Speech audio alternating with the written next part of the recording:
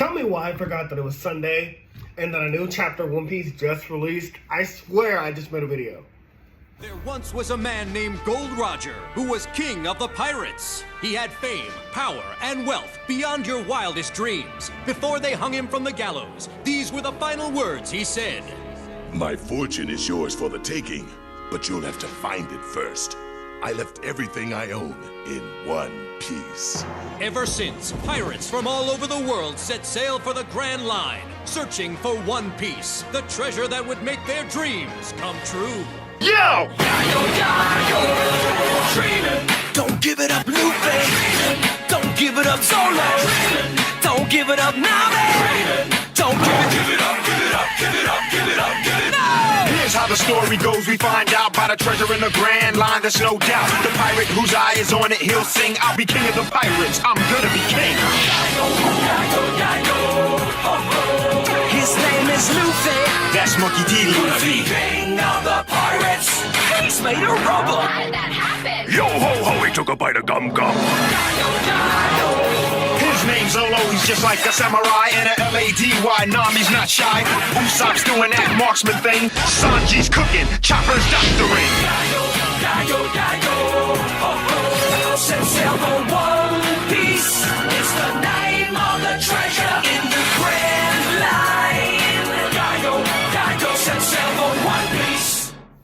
Hey guys, welcome back to the Everything Anime Podcast. I'm your host Shinry, here with Everything Anime Podcast, talking about everything anime, manga, video games, TV shows, on whatever relevant topic we feel like talking about. Today's topic is on One Piece chapter 1097, continuing Kuma's backstory. But it's not as tragic anymore. It's actually really cool, although there is still some tragedy to talk about. So, as it opens up, we learn that Kuma's become a pastor of this village that him and Ginny have been living in. And so every Sunday, he would take away the pain of people in this village. And just why he did that is because if the people can't work, if they're in pain, they can't work. And if they can't work, they can't pay. And if they can't pay, they're thrown in jail. The king of this village is just such an asshole. He makes them pay heavenly tribute, even though they can hardly pay. And again, going to the themes of One Piece, liberation, freedom, slavery, that is the major themes of One Piece. There's always somebody enslaved, and there's a fight for their freedom and things like that. And again, every anime has its own themes and stuff like that. Naruto was originally the underdog before he became the chosen one. Pokemon themes was friendship and becoming the Pokemon master. Fighting all the Pokemon. Bleach was protecting his friends and family. But yes, One Piece themes are freedom, liberation, and things like that. And we find out for the first time ever, if Kuma releases somebody's pain and it just stays like that, stays in that bubble of pain, if no one takes it, it just goes back to the person that he took the pain from. So that means if Zoro did not absorb all of Luffy's pain back in Thriller Bark, he would have just got that pain again. Luffy probably would have been out of commission. And, we got that cool-ass scene from Zoro when Sanji's like, what happened here? And Zoro says, nothing happened here. I have to get a statue of that. That scene was so fucking dope. And that was, way long time ago. But this is the first time we ever get confirmation about what happens if Kuma doesn't take people's pain, or somebody doesn't take the pain that Kuma took away. Then we do find out that Ginny, we know kind of who she is, especially by the end, but she's in love with Kuma. So I'm more than 100% she is going to be Bonnie's mother. I just have 100% thought about that. And she wants to marry Kuma.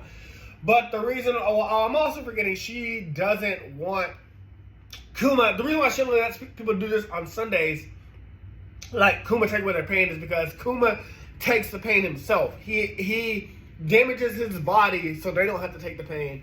And because most of the people think Jenny's a jerk because she won't let Kuma take their pain away every day, but they don't know that Kuma is enduring their pain. He has the body for it. He has the strength and endurance to take their pain.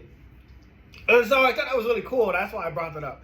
Now, yes, getting to that, Jenny's in love with Kuma. She wants to be with him, but Kuma, he knows what his father went through. because his father had Buccaneer blood, but his wife didn't, they were still killed. They were still both enslaved because their son inherited that Buccaneer blood. And he doesn't want that to happen to their future child, which means Bonnie definitely has Buccaneer blood. So that is why the world government has not kidnapped Bonnie or killed her. I think that is what makes Bonnie important. Bonnie has Buccaneer blood. Let's see, what else happened? There's a little bit of a time skip, and we learned that the king was basically like enforcing this like law to like force people to pay. But during a time skip, he splits the island they're on in half. Like the top half is considered like royalty, like we'll pay a certain amount of heavenly tribute, but the ones in the south just enslave the motherfuckers. They too poor, they can't pay, they can't work. And obviously this pisses Kuma off because he's like the pastor of this village. He's like, hey, you can't do this to my people. We can't pay, but like we can still work, we can still do something. And the guards are like, well, according to the people up north, according to the world government, you guys aren't considered just nothing. You're considered trash.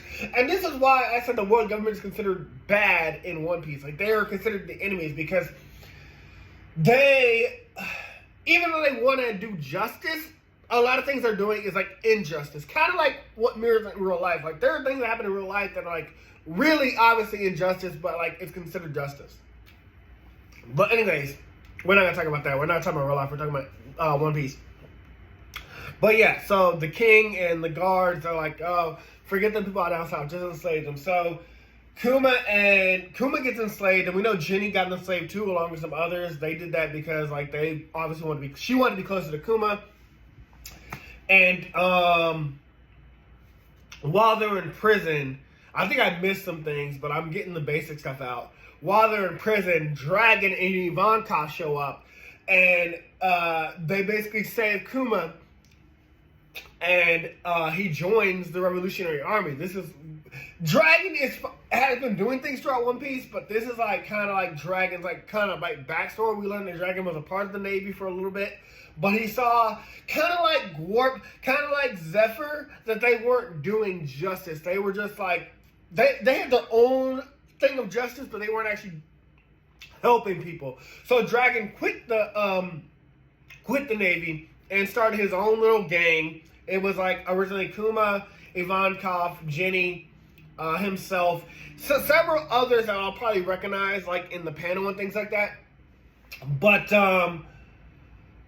ultimately, they weren't the full Revolution Army yet. They weren't like a huge group. They had a group, but they weren't huge because Dragon mentions like we're not big yet, but over time we will fight with people that like are oppressed by the government, that are considered slaves, that are against the celestial dragons, that are against the ways that injustice is being done. We'll add them to our group. We'll become bigger.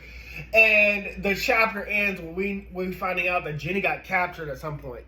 Now, Bonnie's not confirmed to be born. Bonnie's not confirmed to like have been like.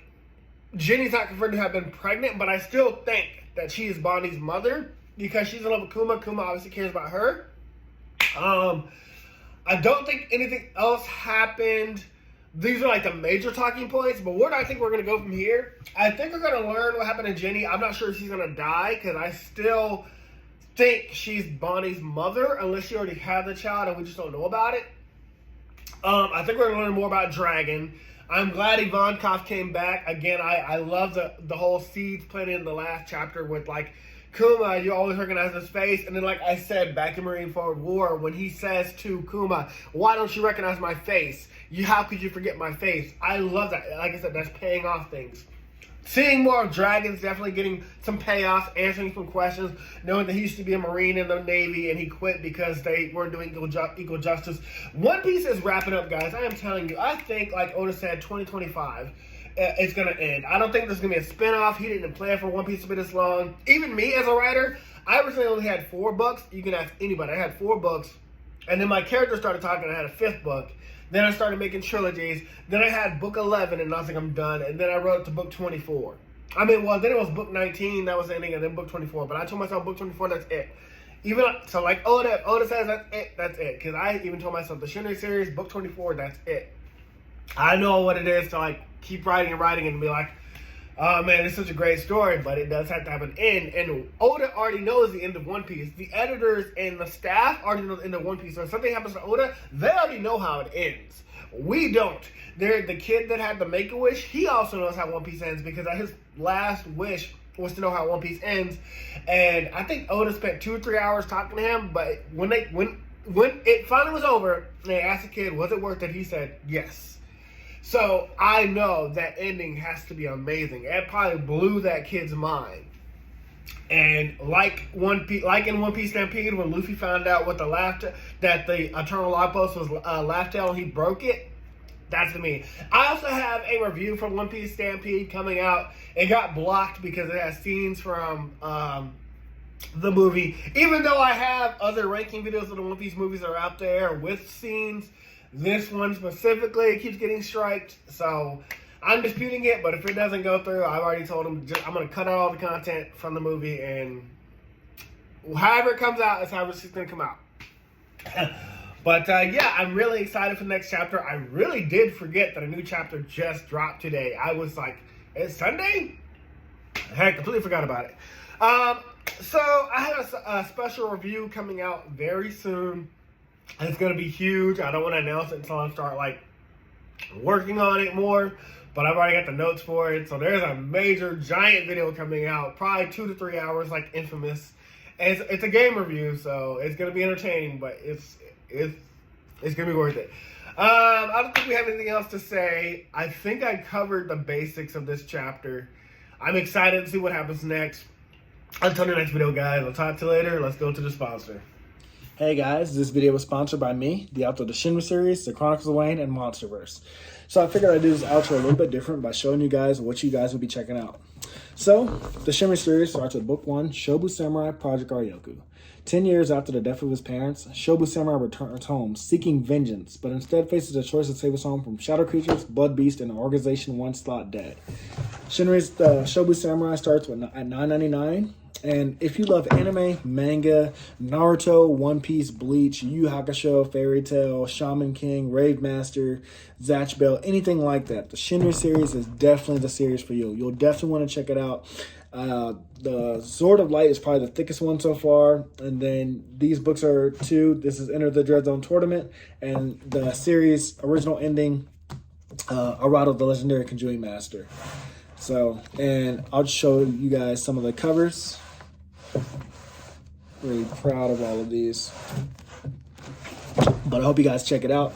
If you don't like that, I also have the current published books for the Chronicles of Wayne, Love Be Damned, Cotton Candy, Full Moons, Fabled Lovers, A Cursed Virgin's Bite. If You Go Where Monsters Dance, Red Will Rain Over Your House. Love Be Damned. Now, the Chronicles of Wayne is about a geeky guy, or a nerdy guy in high school. His senior year, he has a crush on the hottest guy in school, because of course he does. He's only got one best friend, and her name is Barb. Well, the hottest guy in school turns out to be a werewolf. And to make the story more interesting, he bites Wayne and turns Wayne into the first ever wolfman in the last 10 years. And because of that, it was also a sacred law that wolfmen should never be created. I don't want to get into too much of the Chronicles of Wayne without spoiling it, but I can tell you it's very short. This one sells for $6.99, and Love Be Caged right after it. The ending of this trilogy, Love Be Liberated, comes out in October. So I'm going to definitely do a more full in-depth review of this one. But yeah, it's an LGBT fantasy fiction story about werewolves, vampires, white witches, a dark warlock, and, well, many, many more surprises to come. So if you guys like to read, I definitely recommend. These are all the books so far in the Shinry series, except for Shinry's Beginning. I do have that one, but it's just not here with me. But yeah, I appreciate a like, support, or just a review on Amazon. Either way, thank you guys for watching. I hope you guys have a great day. Thanks for watching. Like, comment, and subscribe.